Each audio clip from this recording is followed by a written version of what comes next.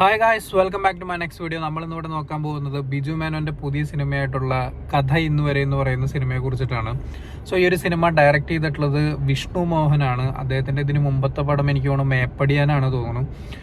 ഇതിന്റെ നെട്ടിച്ചൊരു കാര്യം എന്താണെന്ന് വെച്ച് കഴിഞ്ഞാൽ ഇതിന്റെ സിനിമോട്ടോഗ്രാഫറായിട്ട് വന്നിട്ടുള്ള ജോമോണ്ടി ജോണും അതുപോലെ തന്നെ എഡിറ്റർ ആയിട്ടുള്ള ഷമീർ മുഹമ്മദൊക്കെയാണ്. ഞാൻ ചെറിയ സിനിമയാണെന്ന് വിചാരിച്ചിട്ടാണ്, ചെറിയ ക്രൂ ആണെന്ന് വിചാരിച്ചിട്ടാണ് ഇരുന്നിരുന്നത്. പക്ഷെ ഇവരൊക്കെ കണ്ടപ്പോൾ തെറ്റായി. സിനിമയിലേക്ക് വരുന്ന സമയത്ത് എന്നെ സംബന്ധിച്ച് വളരെയധികം ഇഷ്ടപ്പെട്ട ഒരു സിനിമയാണ് കഥ ഇന്ന് വരെ എന്ന് പറയുന്ന ഈ ഒരു സിനിമ. പ്രത്യേകിച്ച് ബിജു മേനോൻ എന്ന് പറയുന്ന പേര് കേട്ടിട്ടാണ് ഞാൻ ഈ ഒരു സിനിമ കാണാൻ കയറിയിട്ടുണ്ടായിരുന്നത്. ഈ സിനിമയുടെ ട്രെയിലറോ പാട്ടുകളോ ഒന്നും തന്നെ ഞാൻ ഈ ഒരു സിനിമയെ കുറിച്ച് കേട്ടിട്ടില്ല, കണ്ടിട്ടില്ല, ഒന്നും അറിയാൻ ശ്രമിച്ചിട്ടുണ്ടായിരുന്നില്ല.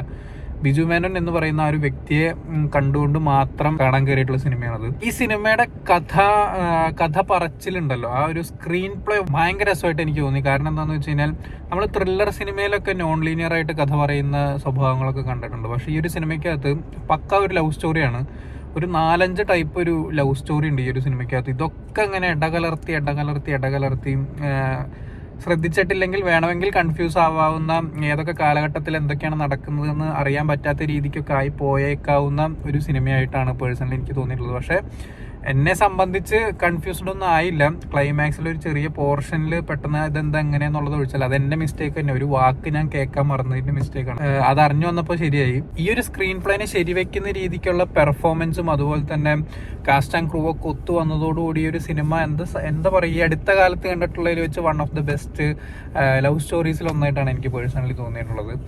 എടുത്ത് പറയേണ്ടത് ഇതിൽ അനുശ്രീയുടെ ഒരു പോർഷൻ വരുന്നുണ്ട്. എന്റെ പൊന്നു മോനെ, എമ്മാതിരി പെർഫോമൻസ് ആണെന്ന് അറിയോ. ഒരു രക്ഷയില്ലാത്ത ഒരു പരിപാടി പിടിച്ചിട്ടുണ്ട് അനുശ്രീ ഇതിനകത്ത്. എനിക്ക് തോന്നുന്നത് എന്താന്ന് വെച്ചാൽ ഇതിഹാസയ്ക്ക് ശേഷം എന്റെ മനസ്സിൽ തങ്ങി നിൽക്കുന്ന അനുശ്രീയുടെ ഒരു കഥാപാത്രമാണ് ഈ ഒരു നസീമ എന്ന് പറയുന്നത്. വളരെ ബ്യൂട്ടിഫുൾ ആയിട്ട് അവർ ചെയ്ത് ഫലിപ്പിച്ചിട്ടുണ്ട്. അതുപോലെ തന്നെ മെയ്ത്തിൽ ദേവിക എന്നാണെന്ന് തോന്നുന്നു ആ ഒരു ആക്ട്രസിന്റെ പേര്. അതും നന്നായിട്ടുണ്ട്. ബിജു മേനോന്റെ ആ ഒരു പെയറായിട്ട് വന്നിട്ടുള്ളവര് നല്ല രസമായിട്ട് ചെയ്തിട്ടുണ്ട്. വളരെ റിയലിസ്റ്റിക് ആയിട്ട്. ഇപ്പൊ ബിജു മേനോൻ ആയിക്കോട്ടെ, ഇതിൽ വന്നിട്ടുള്ള എല്ലാ കഥാപാത്രങ്ങളും പക്ക റിയലിസ്റ്റിക് ആയിട്ടാണ് ചെയ്തു വെച്ചിട്ടുള്ളത്. അതുപോലെ തന്നെ അനുമോഹന്റെ കഥാപാത്രമാണെന്നുണ്ടെങ്കിലും കുട്ടിക്കാലത്ത് അവതരിപ്പിച്ചിട്ടുള്ള ആ ഒരു കുട്ടികള്, അവരുടെ ഈ ഒരു റാം എന്ന് പറയുന്ന കുട്ടിയുടെ അച്ഛനായിട്ട് വന്നിട്ട് വാസു എന്ന് പറയുന്ന ആ ഒരു ക്യാരക്ടർ ഗംഭീരം എന്നൊക്കെ പറഞ്ഞ പെർഫോമൻസ് പൊളിച്ചടുക്കിയിട്ടുണ്ട് മൂപ്പരൊക്കെ. ഒന്നും പറയാനില്ല. പിന്നെ ഇപ്പം നേരത്തെ പറഞ്ഞ ടെക്നീഷ്യൻസ്, അവരെ പിന്നെ പറയേണ്ട കാര്യമൊന്നുമില്ല.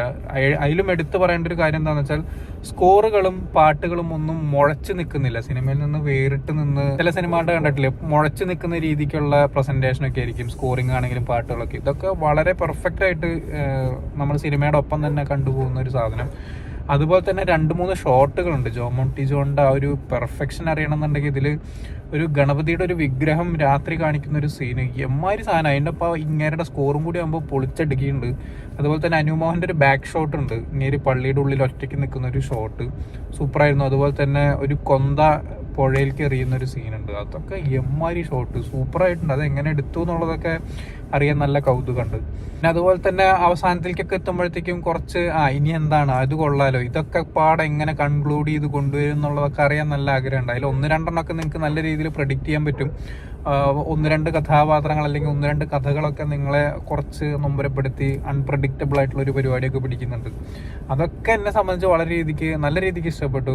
ഞാൻ പറഞ്ഞില്ലേ, ത്രില്ലർ സിനിമകളിലാണ് ഞാൻ ഇത്തരത്തിലൊരു കഥാപറച്ചിൽ സംഭവങ്ങളൊക്കെ കണ്ടിട്ടുള്ളത്. ഈ ഒരു സിനിമയ്ക്കകത്തത് വളരെ ബ്യൂട്ടിഫുൾ ആയിട്ട് അവരത് ചെയ്തു വെച്ചിട്ടുണ്ട്. എന്തായാലും ഈ ഒരു സിനിമ നിങ്ങൾ കണ്ടിട്ടുണ്ടെങ്കിൽ എന്താണ് നിങ്ങളുടെ അഭിപ്രായം എന്നുള്ളത് താഴെ കമന്റ് ബോക്സിൽ രേഖപ്പെടുത്തുക. നല്ലൊരു സിനിമയാണ്, തിയേറ്ററിൽ നിന്ന് തന്നെ പോയി കാണാൻ ശ്രമിക്കുക. നല്ലൊരു ഫാമിലി ആയിട്ട് എൻജോയ് ചെയ്യാൻ പറ്റുന്ന തരത്തിലുള്ളൊരു കിടിലൻ മൂവി ആയിട്ടാണ് എനിക്ക് പേഴ്സണലി തോന്നിയിട്ടുള്ളത്. ചിലവർക്ക് ഈ ഒരു ലവ് സ്റ്റോറി കാണുന്ന സമയത്ത് ക്രിഞ്ച് ഫീലൊക്കെ ഉണ്ടാവുമായിരിക്കും. പക്ഷെ എന്നാലും ഈ ഒരു സ്റ്റോറിക്കകത്ത് പുതുമ നിലനിൽക്കുന്നുണ്ട്. അതുകൊണ്ട് എന്തായാലും കണ്ടു നോക്കാവുന്ന ഒരു സിനിമയായിട്ടാണ് എനിക്ക് പേഴ്സണലി കഥ ഇന്നുവരെ തോന്നിയിട്ടുള്ളത്. സോ എന്തായാലും നല്ലൊരു തിയേറ്റർ തന്നെ തിരഞ്ഞെടുത്ത് കാണാൻ ശ്രമിക്കാം. സോ വീഡിയോ ഇഷ്ടപ്പെട്ടെന്നായിരുന്നു. ഇഷ്ടപ്പെട്ടാൽ ലൈക്ക് ചെയ്യുക, ഷെയർ ചെയ്യുക, കമന്റ് ചെയ്യുക, ചാനൽ സബ്സ്ക്രൈബ് ചെയ്യുന്നവരെ മറക്കാതിരിക്കാം. See you in the next video guys.